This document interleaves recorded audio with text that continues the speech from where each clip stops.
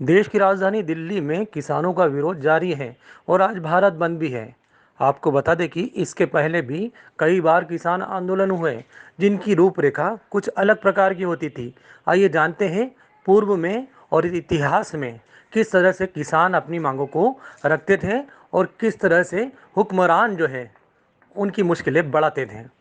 दरअसल भारत में वक्त बेवक्त होने वाली सामाजिक उथल पुथल में किसानों की भूमिका भले ही गौण रही हो, लेकिन भारतीय इतिहास के झरोखे में नज़र दौड़ाएंगे तो आपको पता चलेगा कि अपने ही देश में आज़ादी के पहले और आज़ादी के बाद किसानों के कई ऐसे आंदोलन हुए जिसने यहाँ के हुक्मरानों की हुकूमत हिलाकर रख दी। खासकर यदि हम आज़ादी के पहले की बात करें तो भारत में राष्ट्रपिता महात्मा गांधी के आंदोलन की शुरुआत की चंपारण के निलाहा किसान और गुजरात के खेड़ा के किसानों की समस्या से हुई। एक तरह से देखेंगे तो बिहार के चंपारण के निलाहा आंदोलन से ही महात्मा गांधी का भारत की आज़ादी की लड़ाई में पदार्पण भी हुआ। भारत के स्वाधीनता आंदोलन में जिन लोगों ने शीर्ष स्तर पर अपनी उपस्थिति दर्ज कराई उनमें आदिवासियों, जनजातियों और किसानों का योगदान अहम रहा। आज़ादी से पहले किसानों ने अपनी मांगों के समर्थन में जो आंदोलन किए वे गांधी जी के प्रभाव के कारण हिंसा और बर्बादी से भरे नहीं होते थे, लेकिन अब आज़ादी के बाद किसानों के नाम पर जो आंदोलन हो रहे हैं हिंसा और राजनीति से ज़्यादा प्रेरित दिखाई देते हैं। देश में निलाहा किसानों का चंपारण सत्याग्रह, पावना विद्रोह, तेभागा आंदोलन, खेड़ा आंदोलन और बारदोली आंदोलन का नेतृत्व महात्मा गांधी और सरदार वल्लभ भाई पटेल जैसे मूर्धन्य नेताओं ने किया। भारत में 1859 से किसानों के आंदोलन की शुरुआत हुई। भारत में किसान आंदोलनों की बात करें तो उनके आंदोलन या विद्रोह की शुरुआत सन 1859 से हुई थी। अंग्रेजों की नीतियों से सबसे ज़्यादा किसान प्रभावित हुए, इसलिए आज़ादी के पहले भी कृषि नीतियों ने किसान आंदोलनों की नींव डाली। वर्ष 1857 के सिपाही विद्रोह विफल होने के बाद विरोध का मोर्चा किसानों ने ही संभाला था, क्योंकि अंग्रेजों और देशी रियासतों भारत में जितने भी किसान आंदोलन हुए उनमें से ज़्यादातर अंग्रेजों या फिर देश के हुक्मरानों के खिलाफ हुए और उन आंदोलनों ने शासन की गद्दी तक हिला दी थी। आज़ादी के पहले देश में प्रकाशित होने वाले समाचार पत्रों ने भी किसानों के शोषण, उनके साथ होने वाली सरकारी अधिकारियों की जातियों का सबसे बड़ा संघर्ष, पक्षपातपूर्ण व्यवहार और किसानों के संघर्ष को प्रमुखता से प्रकाशित किया था। छापामार आंदोलन को दिया बढ़ावा। देश में आंदोलनकारी किसानों ने छापामार आंदोलन को तवज्जो दी। 1857 के प्रथम स्वतंत्रता संग्राम को देशी रियासतों की मदद से अंग्रेजों द्वारा कुचलने के बाद विरोध की राख से किसान आंदोलन की ज्वाला धधक उठी। इन्हीं में पावना विद्रोह, तेभागा आंदोलन, चंपारण सत्याग्रह, बारदोली सत्याग्रह और मोपला विद्रोह प्रमुख किसान आंदोलनों में शामिल है। वर्ष 1918 के दौरान गांधी के नेतृत्व में खेड़ा आंदोलन की शुरुआत की गई। ठीक इसके बाद 1922 में मेड़ता बंधुओं के सहयोग से बारदोली आंदोलन शुरू हुआ।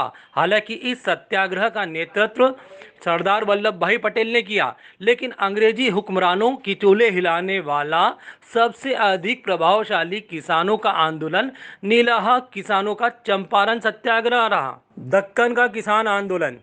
बता दें कि आज़ादी के पहले का किसानों का यह आंदोलन एक दो स्थानों तक सीमित नहीं रहा, बल्कि देश के कई भागों में पसर गया। दक्षिण भारत के दक्कन से फैली यह आग महाराष्ट्र के पूना एवं अहमदनगर समेत देश के कई हिस्सों में फैल गई। इसका एकमात्र कारण किसानों पर साहूकारों का शोषण था। वर्ष 1874 के दिसंबर में एक सूदखोर कालूराम ने किसान बाबा साहिब देशमुख के खिलाफ अदालत से घर की नीलामी की डिक्री प्राप्त कर ली थी। इस पर किसानों ने साहूकारों के विरुद्ध आंदोलन शुरू कर दिया। इन साहूकारों के विरुद्ध आंदोलन की शुरुआत वर्ष 1874 में शिरूर तालुका के करडाह गांव से हुई। उत्तर प्रदेश में किसान का एका आंदोलन। होम रूल लीग के कार्यकर्ताओं के प्रयास तथा मदन मोहन मालवीय के दिशा निर्देश में फरवरी 1918 में उत्तर प्रदेश में किसान सभा का गठन किया गया।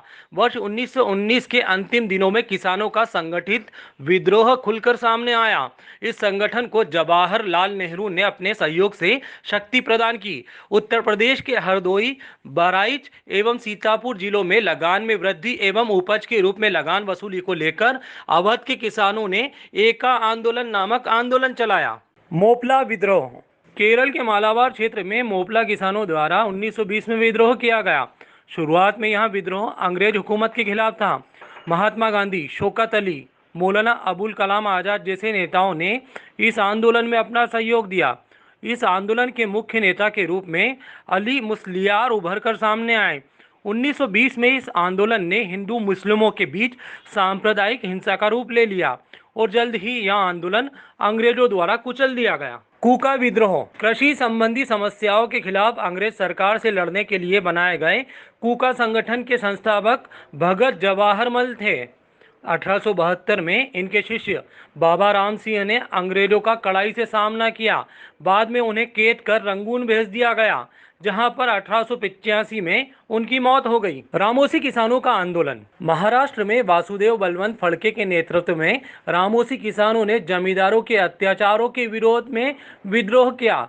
इसी तरह आंध्र प्रदेश में सीताराम जाजू के नेतृत्व में औपनिवेशिक शासन के विरुद्ध यहाँ विद्रोह हुआ, जो सन 1879 से लेकर सन 1920-22 तक छिटपुट ढंग से चलता रहा। झारखंड का टाना भगत आंदोलन विभाजित बिहार के झारखंड में भी आज़ादी के दौरान टाना भगत ने 1914 में आंदोलन की शुरुआत की थी। यह आंदोलन लगान की ऊंची दर तथा चौकीदार कर के विरुद्ध था। इस आंदोलन के मुखिया जतरा टाना भगत थे, जो इस आंदोलन के साथ प्रमुखता से जुड़े थे। मुंडा या मुंडारी आंदोलन की समाप्ति के करीब 13 साल बाद टाना भगत आंदोलन शुरू हुआ। यह ऐसा धार्मिक आंदोलन था जिसके राजनीतिक लक्ष्य थे। यह आदिवासी जनता को संगठित करने के लिए नए पंथ के निर्माण से जुड़ा आंदोलन था। यह एक तरह से बिरसा मुंडा के आंदोलन का ही विस्तार था।